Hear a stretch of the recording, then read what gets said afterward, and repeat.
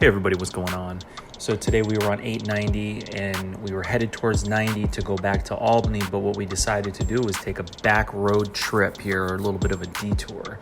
So we got on Highbridge Rd exit, which is on exit 8 off of I-90, so remember that.